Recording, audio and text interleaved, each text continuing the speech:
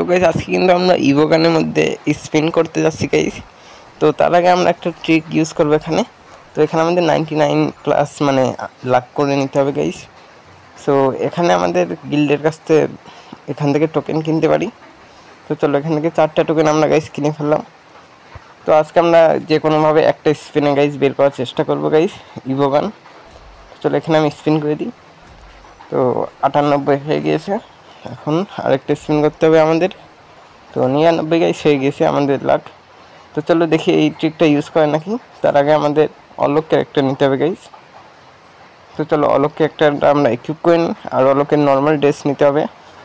তো আমি অনেক ভিডিওতে গাইস এরকমটা দেখেছি যে এরকমভাবে কিন্তু পাওয়া যায়, এক স্পিনে কিন্তু গাইস পাওয়া যায়। তো চলো তো এখানে একটু ওয়েট করে নিই যাতে লাকটা একটু ভালোভাবে কাজ করে। তো চলো স্পিন করে দিয়েছি গাইস আমরা, অ্যান্ড চলো দেখি কি হয়। মনে হচ্ছে গাইস পড়বে, আরে গাইস পড়লো না, তাও একটা বক্স দিয়েছে ইউনিভার্সাল টোকেনের বক্স। তো চলো পড়লো না গাইস, 3 ডায়মন্ড আছে এখন আমার কাছে। তো এখান থেকে একটা ইভোগান বের করতে চাইছিলাম। তো ট্রিকটা হয় আর মানে আরও কয়েকবার জন্য স্পিন মারতাম তো অনেক মনে পাতাম। তো আমার কাছে ডায়মন্ড নেই এখন। তো এখন 3 ডায়মন্ড আছে আইডিতে। Bye bye.